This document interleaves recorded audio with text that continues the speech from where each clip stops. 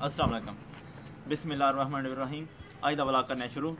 तो मैं पूरी उम्मीद तुम ठीक होवे, अल्लाह तुहानू खुश रखे, तो थोड़ियां दुख तकलीफां दूर रखे, तो जी पूरी दुनिया की बीमारी फैली इस टाइम अल्लाह तुहानू इस महफूज रखे, आमीन।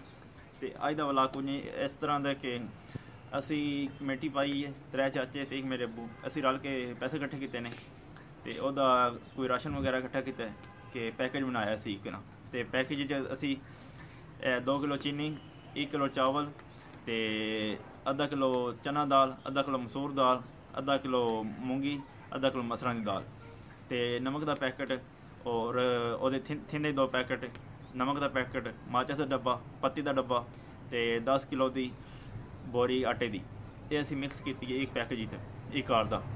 तो असी आंदे असी तकरीबन 35-40 कार बने ने, तो वह असी 35-40 कार असी आंदे ने अलग अलग करके ना, वक्रे वक्रे करके आंदे ने, तो वह तकसीम करने ने। तो चलो तकसीम कर भी है, तो चलो आप वापसी नहीं मिलने तुहानू तकसीम करके।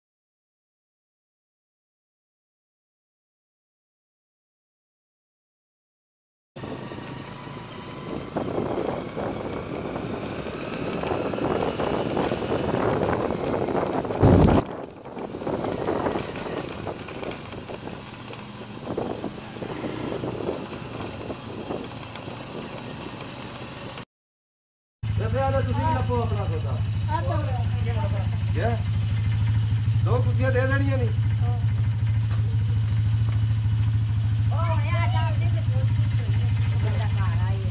छापर छापर फड़ा दो, और भी नहीं छापर फड़ा दो, डब्बे वाला आ गया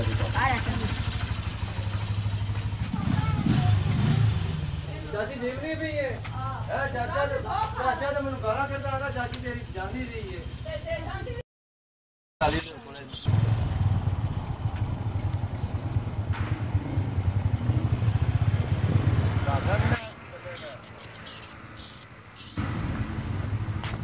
हुआ करता हूँ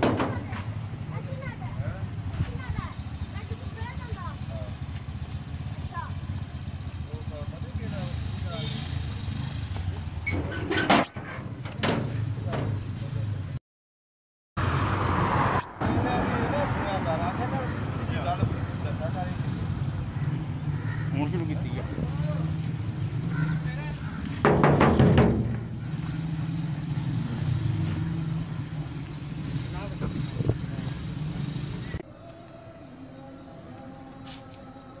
अस्सलाम वालेकुम। तो राशन असी तकसीम कर आए हैं, तो असी अपनी जिम्मेदारी असी पूरी निभाई है। तो जी साढ़े कोल कमी हो गई है, तो वही असी माफ़ी चाहते हैं। तो कमी तो तकरीबन कोई नहीं हुई, जिन्ने घर आए ने पिंडा ये होंगे, मतलब सानू नहीं तो घर दे पता होना। हूँ कोई घर मैं याद आए, तो कोई घर अम्मिया याद आए, तो उन्होंने दसे ने, वो फिर लिस्ट बनाई एक, तो कोई भी घर तक बिना को नहीं रह गया, जोड़ा रह गया साढ़े को पैसे अजे मौजूद ने, तो उन्होंने पैसे फिर दिते जान दे।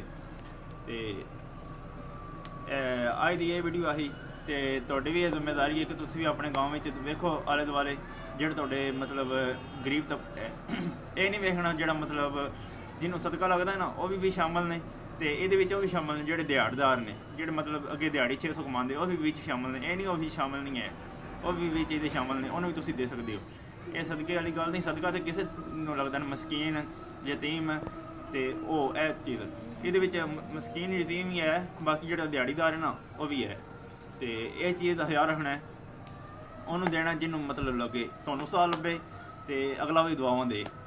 तो चरसी फीमे मतलब उन्होंने तो बच के रहना।